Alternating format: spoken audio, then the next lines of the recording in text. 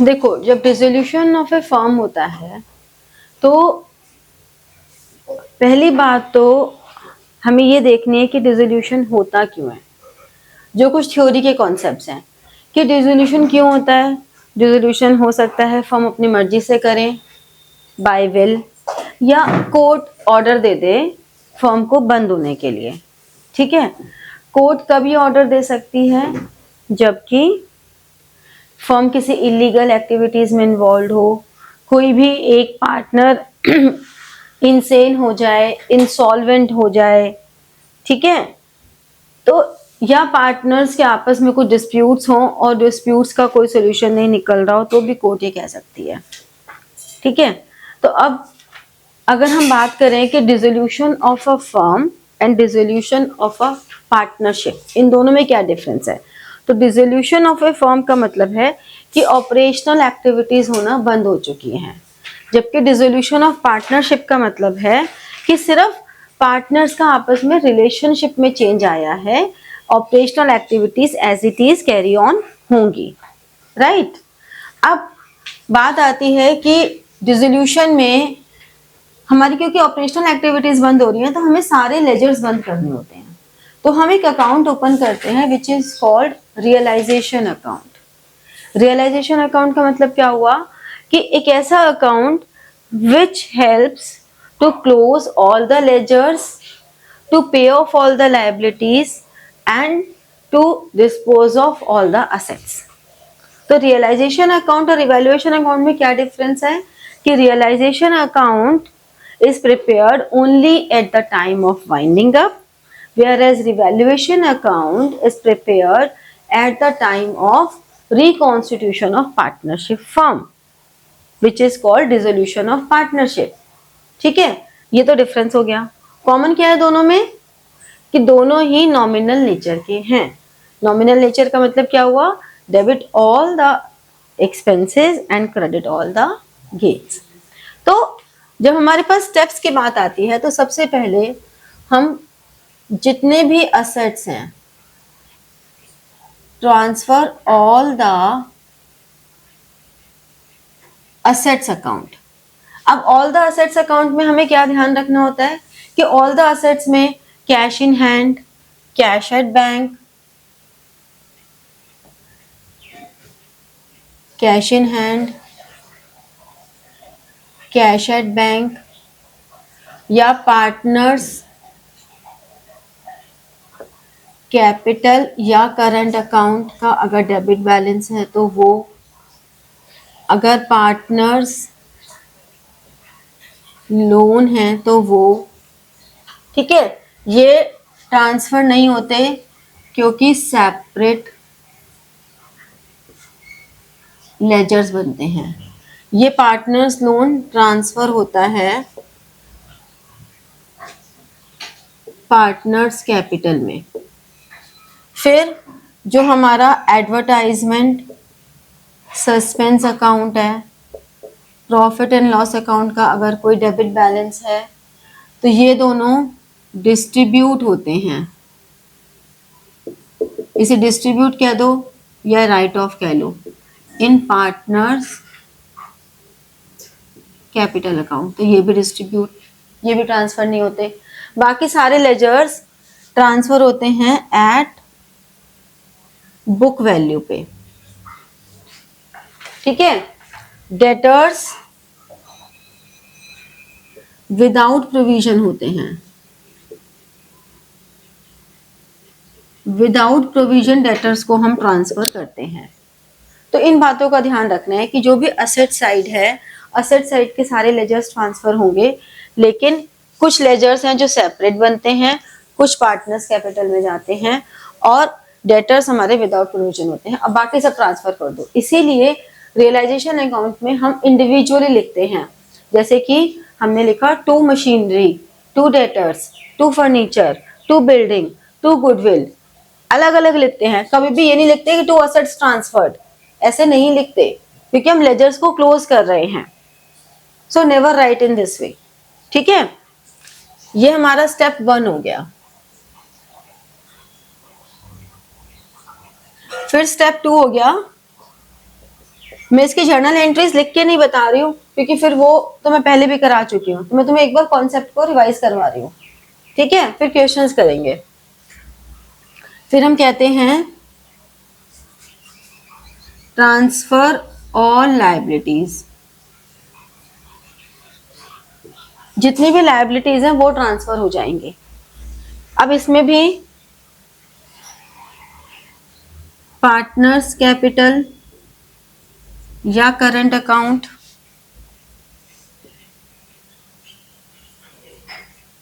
Partners loan account, bank overdraft.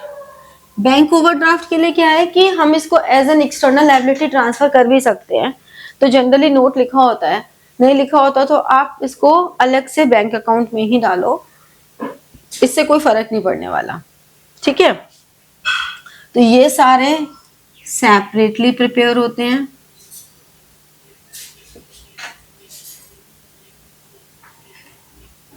इसके अलावा फिर इसमें क्या होता है, जो भी प्रॉफिट एंड लॉस अकाउंट है, जनरल रिजर्व है, आपका इन्वेस्टमेंट फ्लक्चुएशन रिजर्व है, ये सब डिस्ट्रीब्यूट अमंग पार्टनर्स। इसमें कोई ओल्ड रेशो और न्यू रेशो का तो सवाल ही पैदा नहीं होता।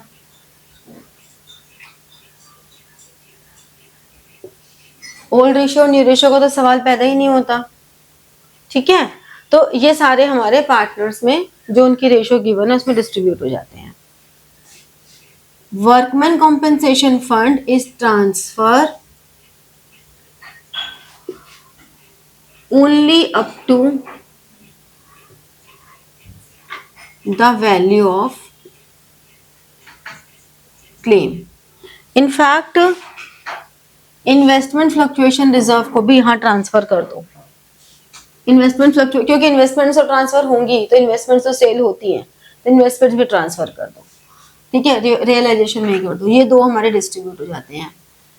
इसके अलावा और क्या आइटम बची, हाँ बस, बाकी जितनी भी लायबिलिटीज हैं वो सारी की सारी लायबिलिटीज हमारी ट्रांसफर होंगी एट बुक वैल्यू, ठीक है। ये क्लियर हो गया। थर्ड स्टेप में आता है डिस्पोज ऑफ असेट्स, यानी कि असेट्स को सेल करना। तो जितनी भी असेट्स की सेल वैल्यू दी हुई है उस पर सेल कर दोगे। अगर if any asset do not have realisable value, अगर उनकी कोई रियलाइजेबल वैल्यू नहीं है तो book value is equal to realisable value, except goodwill and prepaid expenses. बस ये दो की रियलाइजेबल वैल्यू हम जीरो ले लेंगे, अगर हमें कुछ भी नहीं गिवन तो, ठीक है, तो जीरो ले लेंगे। फिर लायबिलिटी स्टेप 4 लेते हैं, पे ऑफ लायबिलिटीज। सारी लायबिलिटीज को पे ऑफ कर दो। लायबिलिटीज को पे ऑफ करने का मतलब सारी लायबिलिटीज पे ऑफ करेंगे। सेम चलेगा कि किसी लायबिलिटी की अगर रियलाइजेबल वैल्यू नहीं गिवन तो उसे भी पे ऑफ करेंगे, बट इन्वेस्टमेंट फ्लक्चुएशन रिजर्व और एनी फंड if transferred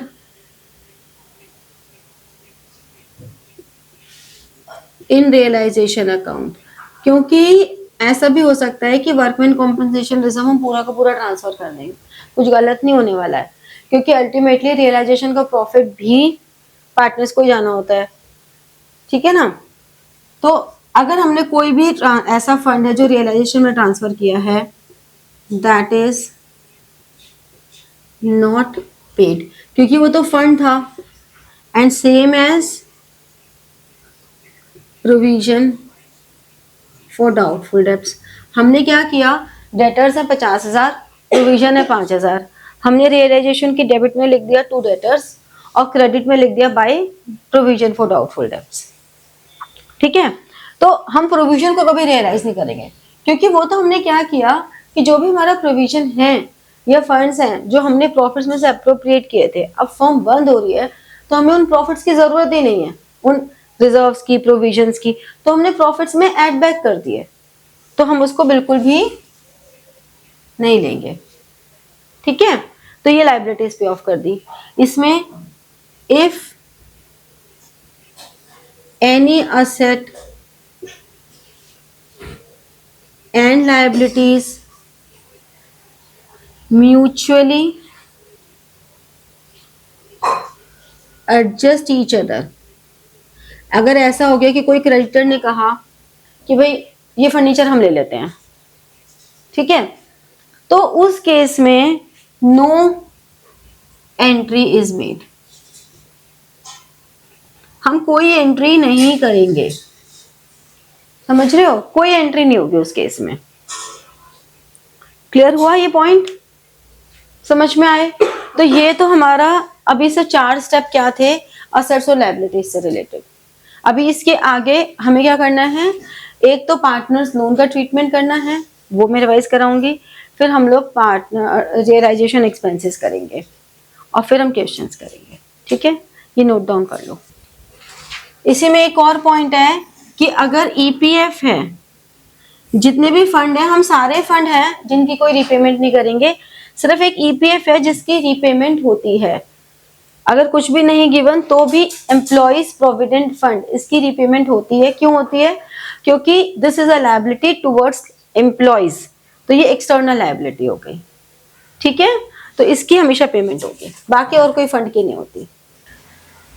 अब आगे इसके बाद क्या होता है, पार्टनर्स लोन। पार्टनर्स लोन में क्या होता है कि अब थोड़ा सा फटाफट से करते हैं, इतना स्लो करेंगे तो काम होगा नहीं। पार्टनर्स लोन साथ साथ नोट करते रहो, आज टाइम थोड़ा सेव कर लेते हैं, ठीक है ना। पार्टनर्स लोन अगर असेट साइड है तो यानी कि उसका डेबिट बैलेंस है, अगर लायबिलिटी साइड है तो मतलब उसका क्रेडिट बैलेंस है।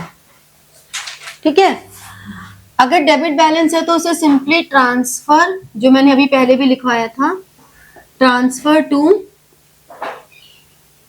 पार्टनर्स कैपिटल अकाउंट में कर दो। एक बात का ध्यान रखना, अगर फिक्स्ड कैपिटल अकाउंट सिस्टम है और करंट अकाउंट्स गिवन है तो सारे करंट अकाउंट्स को भी हम पार्टनर्स कैपिटल में ट्रांसफर कर देते हैं। ठीक है, इसमें कुछ ऐसा नहीं है कि हम पहले करंट अकाउंट को मेंटेन करेंगे, क्योंकि अब तो हम क्लोज कर रहे हैं ना सब कुछ। ठीक है, क्रेडिट बैलेंस है तो हमें ये करना है कि partners loan to bank separately उसे पे कर देंगे। लेकिन अब इसमें ध्यान क्या रखने वाली चीज है कि अगर पार्टनर्स कैपिटल का for some reason debit balance हो जाता है आफ्टर ऑल एडजस्टमेंट्स, तो पॉइंट क्या है कि पार्टनर्स लोन का अगर क्रेडिट बैलेंस है तो हम क्या कहते हैं कि firm has to pay to the partner. और अगर पार्टनर्स कैपिटल का डेबिट बैलेंस है, it means firm has to receive from partner. तो जो फर्म को रिसीव करना है पहले वो एडजस्ट करेगी, तभी तो बचा हुआ देगी। सही बात है, सही बात है। तो हम क्या करेंगे, पार्टनर्स लोन डेबिट, पहले तो उसकी कैपिटल को एडजस्ट करेंगे, अब जो बचेगा वो पे कर देंगे। अब अगर इसमें कुछ कम ज्यादा पे करते हैं तो वो रियलाइजेशन अकाउंट में डेबिट क्रेडिट हो जाएगा। अगर वो कोई असेट टेक ओवर कर रहा है तो भी रियलाइजेशन अकाउंट क्रेडिट हो जाएगा। ठीक है ना, समझ में आई ये बात कि अगर इस पूरी एंट्री में कुछ भी बैलेंसिंग फिगर आ रही है डेबिट क्रेडिट में तो वो रियलाइजेशन अकाउंट में चली जाएगी। अगर वो कोई असेट टेक ओवर कर रहा है तो भी रियलाइजेशन में चली जाएगी। असेट टेक ओवर क्या रिसीव करने वाली बेटा? पेमेंट करने की एंट्री है यार ये। तुम पार्टनर के लिए अकाउंट नहीं बना रहे हो, फर्म के लिए बना रहे हो। ठीक है, तो ये कहानी एक हो गई। रियलाइजेशन एक्सपेंसेस की कहानी, नॉर्मली तो रियलाइजेशन एक्सपेंसेस क्या होते हैं, एक्सपेंस है तो हमने क्या एंट्री कर दी, realisation account debited to bank account. ठीक है, अब अगर कोई पार्टनर ने कर दिया वो अकाउंट पे तो पार्टनर्स कैपिटल अकाउंट। अगर किसी पार्टनर ने कहा कि भाई मैं पे कर दूंगा कोई बात नहीं, तो पार्टनर में। अगर if any salary remuneration paid to partner, क्यों पार्टनर को पे कर रहे हैं, फॉर एग्जीक्यूटिंग रियलाइजेशन प्रोसेस, वो रियलाइजेशन प्रोसेस के लिए वो उसे पे कर रहे हैं। तो हम एंट्री क्या करेंगे, रियलाइजेशन अकाउंट डेबिट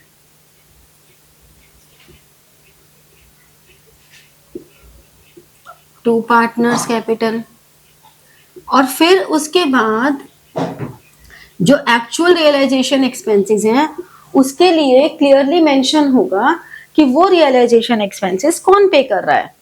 वो रियलाइजेशन एक्सपेंसेस फर्म पे कर रही है या पार्टनर पे कर रहा है। Clear indication should be given. ऐसा नहीं मानेंगे कि सैलरी मिल रही है तो रियलाइजेशन एक्सपेंसेस भी वो पार्टनर ही पे कर रहा होगा।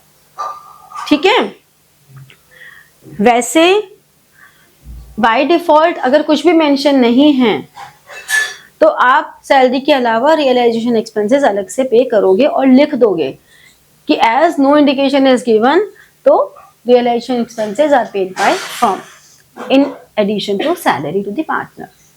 ठीक है, अब अगर मान लो ऑन बिहाफ ऑफ पार्टनर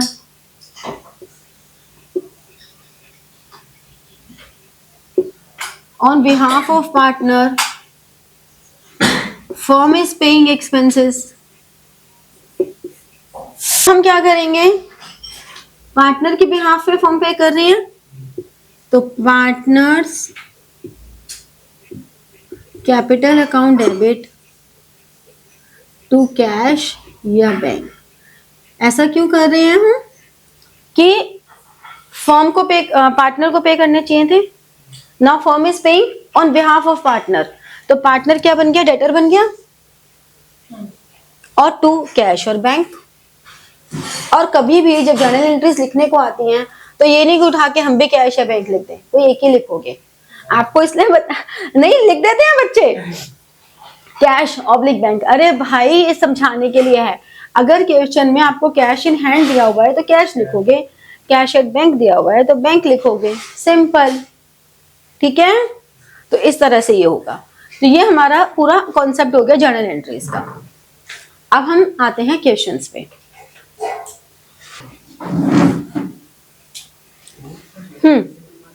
देखो क्वेश्चन नंबर 13।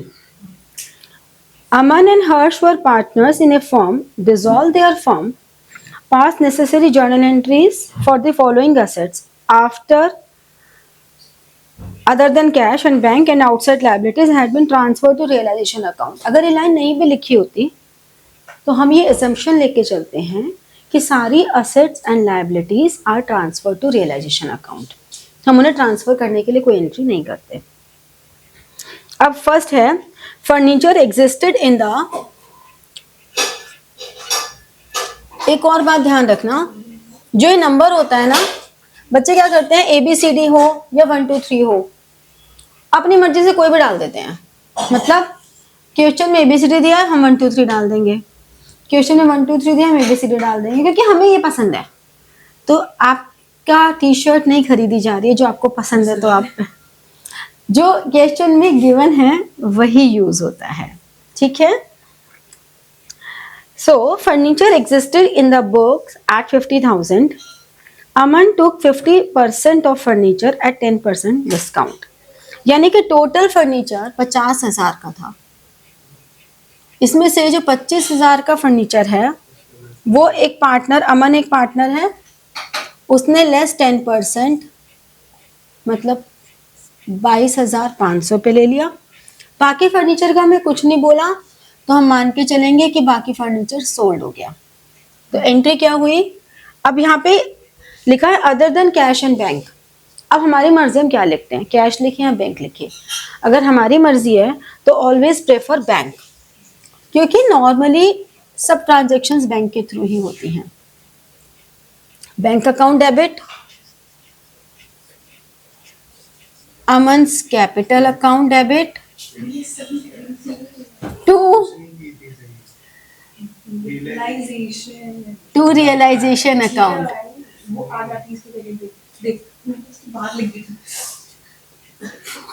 बस बस बस लड़ो मत, ठीक है. कौन से डबल एंट्री कर देगा भाई? हाँ मैंने भी यही की थी, बैंक अकाउंट टू रियलाइजेशन. बहुत टाइम है तुम्हारे पास, दो बार नरेशन लिखोगे. एंड इट शोज कि you don't know the concept of compound entries. It shows you don't know basics of journal. ऐसी नहीं होती है. कंपाउंड एंट्रीज करनी चाहिए, और वरना आपका पेपर में छूट जाएगा. जो बच्चे रोते हुए बाहर निकलते हैं ना, और ये पेपर बहुत लेंदी था. पेपर कोई लेंदी नहीं होता है, तुम लोग उसे लेंदी बना देते हो. एक काम जो एक बार में हो सकता है उसे 2 बार में करना है. मतलब मार्केट से 2 चीजें लेकर आने हैं, पहले का एक चीज लाए, दोबारा का दूसरी चीज लाए, क्योंकि बहुत टाइम है हमारे पास. ले हम बाहर जाने का टाइम बहाना चाहिए. तो नेक्स्ट है profit and loss account had credit balance. अगर क्रेडिट बैलेंस है मतलब प्रॉफिट है. प्रॉफिट है मतलब पार्टनर्स कैपिटल में क्रेडिट होगा. तो हमने क्या एंट्री की? Profit and loss account debit. कितना बैलेंस है? 15,000. कितने पार्टनर्स हैं? 2. क्या नाम है? अमन हर्ष.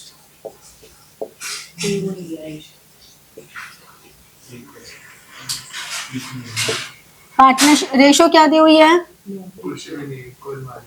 तो इक्वल ले ली. ठीक है, चलो नेक्स्ट पर आते हैं. Harsh loan settled by paying 5500. Harsh loan. अब हमें यहाँ पे ये बात नहीं मेंशन कि डेबिट या क्रेडिट, तो हमें कैसे समझ में आएगा? सेटल्ड बाय मतलब हमने सेटल किया है ना. अगर हम सेटल कर रहे हैं तो मतलब हमारे ऊपर लायबिलिटी थी ना, वरना क्या लिखा होता? हर्ष सेटल्ड हिज लोन. ऐसे लिखा होता तो इसका मतलब हर्ष ने पे किया है, यानी कि वो असेट सी. तो हर्ष लोन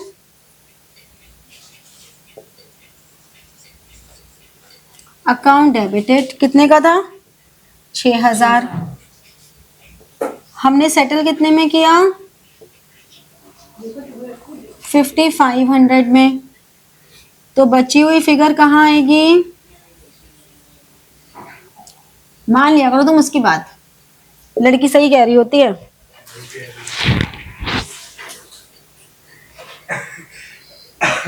चलो D part. Firm paid realisation expenses 5,000 on behalf of Harsh. Firm ने पे किया ऑन बिहाफ ऑफ हर्ष.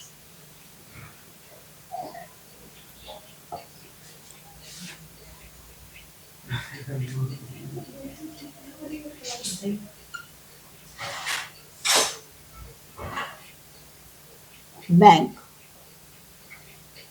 कितने के एक्सपेंसेस पे किए?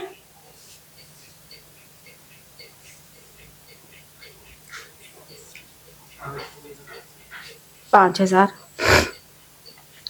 आगे है एक चेक था अंडर डिस्काउंट. अंडर डिस्काउंट मतलब हमें चेक कोई मिला था, हमने बैंक से उसे डिस्काउंट करा लिया था 1,200 रुपए का. कंटिजेंट लायबिलिटी हो गई एक तरह की. The cheque was received from Soham, जो इंसॉल्वेंट हो गए भाई साहब. First and final dividend of कितना? 25% रिसीव्ड. यानी कि हमें जो मिला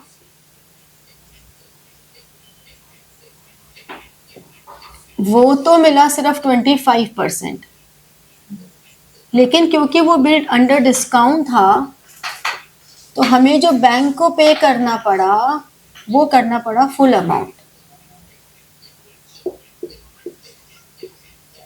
यहाँ पे कंबाइन नहीं कर सकते क्योंकि हमारा फुल डिस्क्लोजर के अकॉर्डिंगली पूरा पूरा दिखाना जरूरी है कि हमने बैंक को 1200 पे किया जबकि हमें मिला कितना है, सिर्फ 300।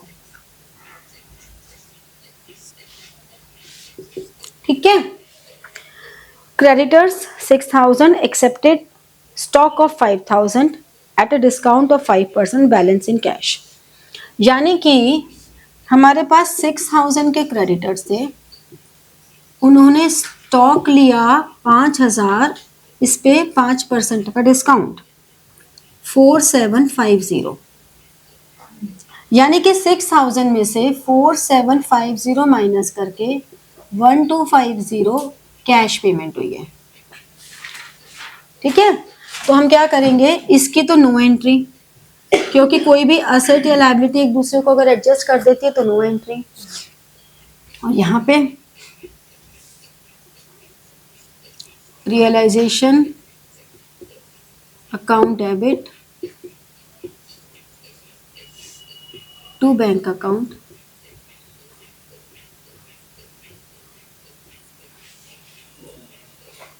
ठीक है, समझ में आया।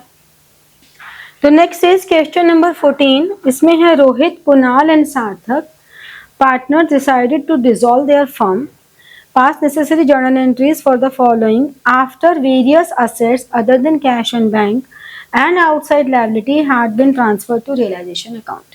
ठीक है, फर्स्ट है कुणाल एग्रीड टू पे हिज वाइफ्स लोन, यानी कि कोई लायबिलिटी पे ऑफ हो रही है। अगर कोई लायबिलिटी पे ऑफ होती है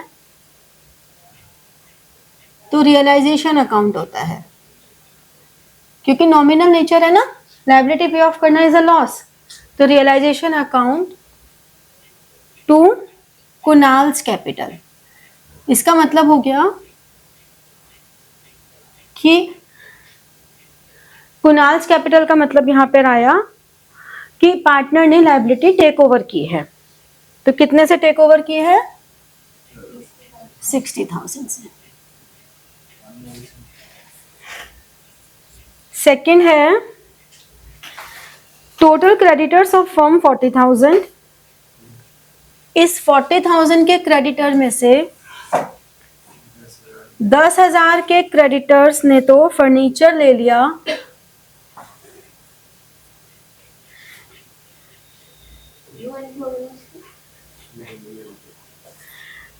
के क्रेडिटर्स ने फर्नीचर ले लिया, part of furniture of book value of 8,000 की बुक वैल्यू का। तो इतने की लायबिलिटी तो वैसे ही कम हो गई 40 में से। Out of total furniture 28,000 in settlement. Total जो फर्नीचर था वो था 28,000 का, यानी कि उन्होंने 8,000 का फर्नीचर 10,000 में लिया। तो रिमेनिंग क्रेडिटर्स कितने बचे, 30,000। समझ में आया। 8,000 टोटल फर्नीचर 28,000 का था, उसमें से 8,000 का फर्नीचर क्रेडिटर्स ने ले लिया एट 10,000। तो फर्नीचर हमारा 8,000 से कम हो गया और क्रेडिटर्स हमारे 10,000 से कम हो गए। आगे वो लिखा है रिमेनिंग क्रेडिटर्स, रिमेनिंग 30,000 के क्रेडिटर्स, इस पे 10% डिस्काउंट हो गया, 27,000। अब हमें एंट्री क्या करनी है, पहली बात realisation account debited to bank. हमने क्रेडिटर्स को कितना पे किया है, 27, और हमें मिला कितना है फर्नीचर सोल्ड करके, टू रियलाइजेशन अकाउंट। 28 में से 8 चला गया, 20। दोनों की अलग अलग एंट्री करेंगे। जो उन्होंने म्यूचुअली एडजस्ट कर दिया उसकी हम एंट्री नहीं करते, लेकिन जो अलग अलग हमने पेमेंट की और पेमेंट रिसीव की है उसकी हम अलग अलग ही एंट्री करेंगे। तो इसकी नो एंट्री हो रही है ना, बताया तो, इसकी कोई एंट्री नहीं करेंगे हम, ठीक है। Next C, Rohan had given a loan of 70,000 to the firm which was paid. Rohan had given, तो यानी कि पार्टनर्स लोन पे किया है हमने। Rohan's capital account, sorry loan account debit to bank 70,000।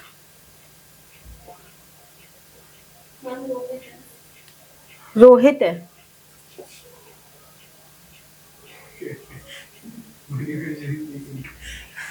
Thank you, Rohit है, ठीक है। Fourth, a machine which was not recorded in books taken by Kunal where as it expected value for 5,000। Expected से हम कुछ नहीं करते, 5,000 की जगह 3,000 में उसने लिया है। नॉट रिकॉर्डेड यानी कि अनरिकॉर्डेड एसेट हो गई, और जो पार्टनर ने ली, तो कोई भी एसेट अगर पार्टनर टेक ओवर कर रहा है तो कुणाल्स कैपिटल अकाउंट डेबिट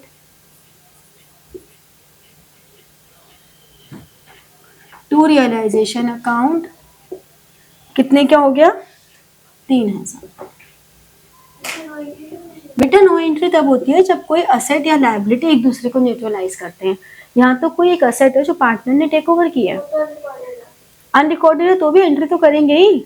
हम असेट के नाम को नहीं डालेंगे, हम असेट का नया लेजर ओपन नहीं करेंगे। अगर कोई नॉर्मल एसेट टेक ओवर करते तब भी यही एंट्री होती, अनरिकॉर्डेड है तब भी यही एंट्री होगी, सेम एंट्री चलती है, क्योंकि हम कोई भी नया अकाउंट ओपन नहीं करेंगे, ठीक है। अ मशीन विच वॉज नॉट, अच्छा तो हो गया। The firm had a debit balance in P&L account, तो डेबिट बैलेंस अगर P&L में है तो लॉस हो गया, लॉस होगा तो रोहित, कुणाल और Sarthak to profit and loss account 15,000। क्या रेशो है, क्या रेशो है, तो क्या लेंगे,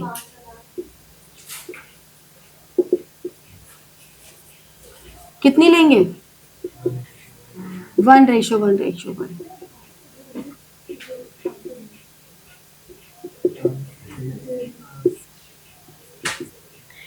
फिर Sarthak paid the realisation expenses of 16,000 and was to be paid 15,000 including expenses for completing dissolution expenses. अब उसने चाहे 16,000 पे किया हो, लेकिन फॉर्म तो 15,000 पे ही कंसिडर कर रही है, तो इसलिए हमारी एंट्री जो फॉर्म की एंट्री है वो रियलाइजेशन अकाउंट डेबिटेड, सार्थक है ना, सार्थक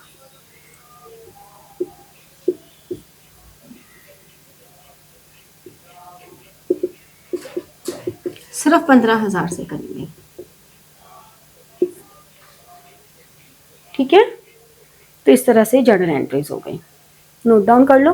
फिर हम लेजर्स वाला क्वेश्चन करेंगे। ये एक फुल फ्लेजेड क्वेश्चन है जिसमें हम रियलाइजेशन अकाउंट भी बनाएंगे, पार्टनर्स कैपिटल भी बनाएंगे और बैंक भी बनाएंगे, ठीक है। तो रियलाइजेशन अकाउंट बनाने के लिए सबसे पहले रियलाइजेशन अकाउंट बनाओ, फिर पार्टनर्स कैपिटल बनाओ।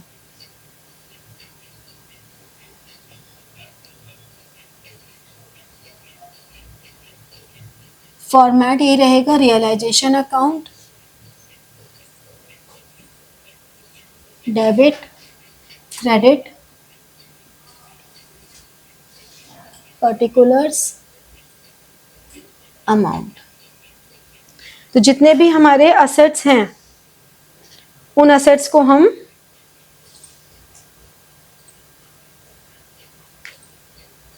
ये क्या हो गया इसे,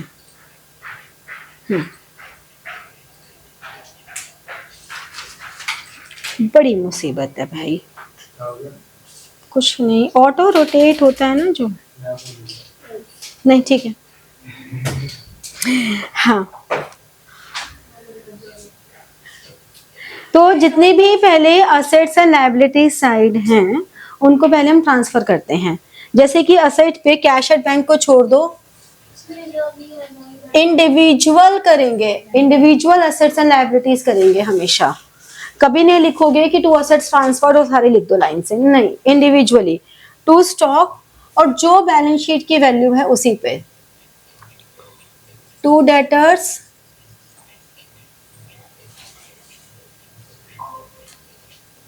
$19,000,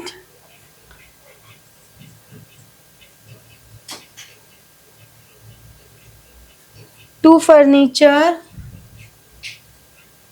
4,000, to plant 28. 28, Investment was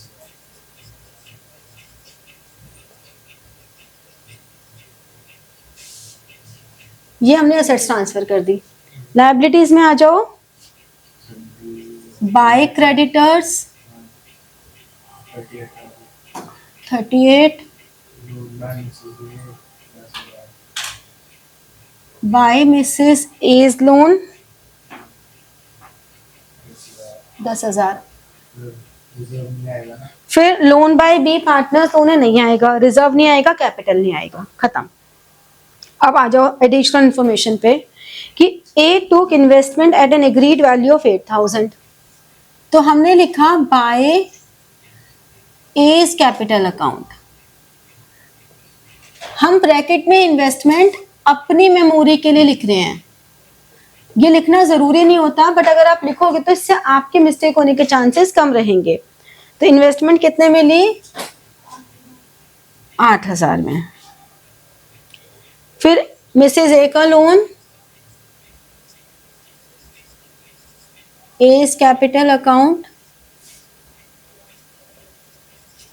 Mrs A loan 10,000। Other assets realised, अब हम ऊपर देखेंगे हमें लिखा है कैश एट बैंक, तो हम लिखेंगे by bank account. Basically bank account में जा रहा है, जर्नल एंट्री हम क्या कर रहे थे, bank account debit to realisation, लेकिन हम यहाँ पे असेट्स इनर कॉलम में लिख देंगे। स्टॉक हो गया 5,000, डेटर्स हो गए 18,500, फर्नीचर हो गया 45, प्लांट हो गए 25।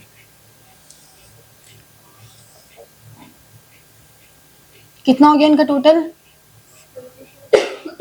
पक्का? 25, 30, 48 एंड 5, 53। क्या डिफरेंस था? ठीक है, फिर इधर आ जाते हैं टू बैंक, एक्सपेंसेस 1,600 और क्रेडिटर्स 37,000, 38,600।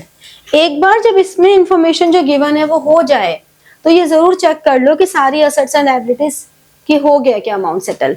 जैसे क्रेडिटर्स हो गए, मिसेज एज लोन हो गया, इधर से stock, debtors, furniture, plant, investment सब हो गया। अब हम दोनों साइड का टोटल करके प्रॉफिट एंड लॉस निकाल लेंगे। कितना आ रहा है? 53, 63 and 71, 79, 1,09,000। Always keep pencil with you और ऊपर टोटल लिख लिया करो। अगर आप डिजिट के नीचे डिजिट लिखोगे प्रॉपर तो आपको ये डिजिट्स अलग से नेक्स्ट पेज पे लिखने की जरूरत नहीं पड़ेगी टोटलिंग करने के लिए, क्योंकि वही एक मेजर मिस्टेक होती है। ये बच्चे क्या करते हैं, यहाँ तो जैसे मर्जी लिख देंगे। अब अच्छे से लिखना आता है, ऐसा नहीं कि नहीं आता। फिर हम रजिस्टर में अलग से पेज पे सब अच्छे से लिखेंगे, फिर हम टोटल करेंगे, फिर हम उसको बाहर लिखाएंगे। अब इतने बड़े प्रोसेस में या तो हमने यहाँ से वहां कॉपी करने में गलती कर दी या वहां से यहाँ, कहीं ना कहीं पूरे प्रोसेस में गलती कर दी और अच्छा खासे क्वेश्चन की ऐसी तैसी मच गई। तो बेटर है कि आप पहली बार में ही सही लिखो। पेंसिल से ऊपर टोटल यहाँ लिख लिया, इसका टोटल हो गया 29 एंड 8, 37, 47, 57, 67, 77, 77 एंड एक 15,000 सौ. पक्का। ये तो बाय लॉस आ गया आंसर इतना अरे तो इसके अंदर कुछ तो होगा ना। Transfer to capital accounts. इसमें तुम्हें ये भी आ रहा है और 37,000 है, ये 38,000। ये आ गया कितना, कितने हैं ए और बी, कितना लॉस आ गया, 6600 आ गया ना। रेशो 3:2 है तो कितना हो गया, निकालो। क्या 3:2 में डिस्ट्रीब्यूट करो ना, क्या सो रहे हो। करो भाई।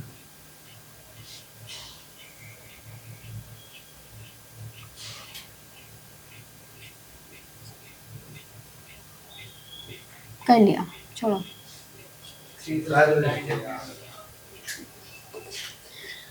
अब पार्टनर्स कैपिटल अकाउंट बनाने हैं।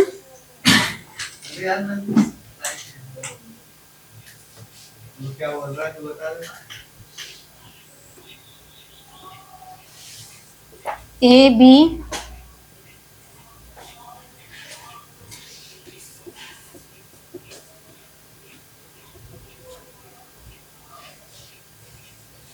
बाय बैलेंस बी डी आएगा टू रियलाइजेशन अकाउंट लॉस। ठीक है ना, लिखते जाओ वैल्यूज, बताना बैलेंस, फिर टू रियलाइजेशन अकाउंट जो असेट टेक ओवर की है ए ने, या क्रेडिट में है तो यहाँ डेबिट में आएगा, बाय रियलाइजेशन अकाउंट जो लायबिलिटी टेक ओवर की है ए ने, वो यहाँ आ गया। बस फिर रिजर्व दोनों में आएगा,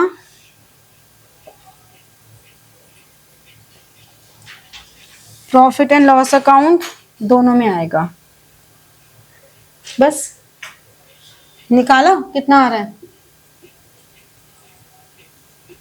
हाँ हाँ कितना आ रहा है, तो मैंने ओपनिंग बैलेंस लिखा है। अभी भी मजाक सूझ रहा है, बताओ जरा। 7500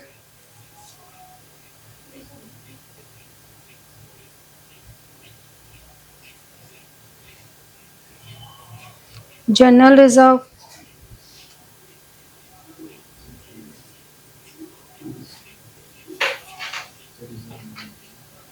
लायबिलिटी उसने ली है लॉस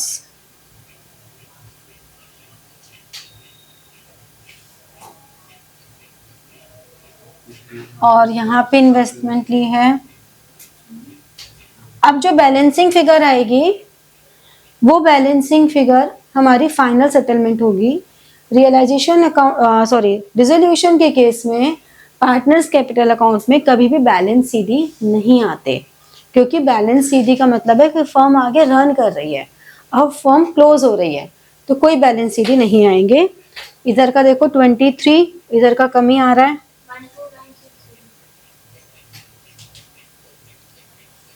इतना आ रहा है।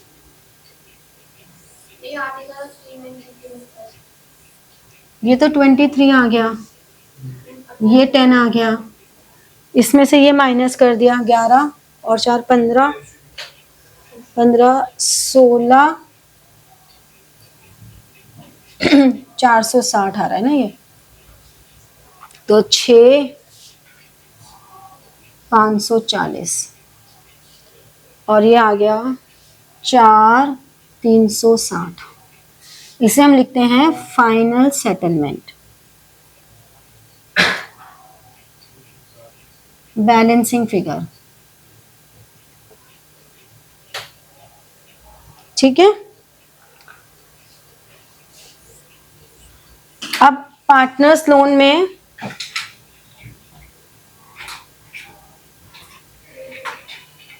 अगर कैलकुलेशन साथ साथ करते रहोगे ना तो क्वेश्चन में इंटरेस्ट बना रहेगा, वरना क्वेश्चन बहुत बोरिंग लगने लग जाता है, सो जाओगे थोड़ी देर में। तो अगर साथ साथ कैलकुलेशंस करोगे, अपना दिमाग चलाओगे, तो तुम्हें इंटरेस्ट आएगा कि अच्छा अब आगे क्या होने वाला है।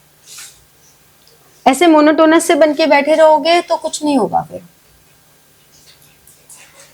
As loan by balance BD कितना था? अच्छा बी था।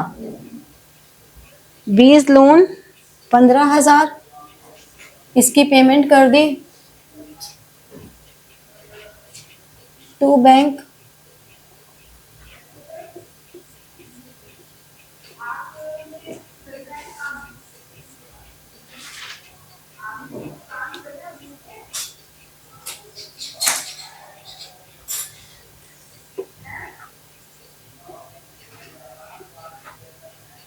बैंक का बैलेंस 11,500। अब बैंक में सब जगह से फिगर्स उठा के डाल दो।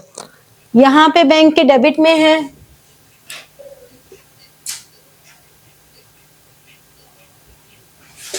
Realisation account 38,600, to realisation account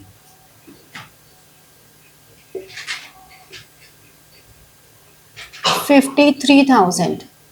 इधर इन दोनों के डेबिट में आई है तो यहाँ क्रेडिट में by as capital account, by B's capital account 6540 4360 और बाय बीज लोन अकाउंट 15,000। हमारा bank account at the end tally होना चाहिए। करके देखो टोटलिंग 64,500। हाँ सही है। इधर का भी यही आ रहा है। रुको 14,700 11 नहीं आ रहा ना। हाँ नहीं 100 थोड़ा सा बहुत ऑफ हो रहा है 100 रुपये शायद। हाँ वही तो। 100 7 और 5 12 और 3 15 ठीक तो आ रहा है। 1 9 और 6 15, 15 और 24 और 3 ठीक है। तो इस तरह से डिसोल्यूशन का फुल फ्लेजेड क्वेश्चन होता है। समझ में आया? आ गया। तो like share and press the bell button for getting your notifications and comment. ठीक है? Thank you.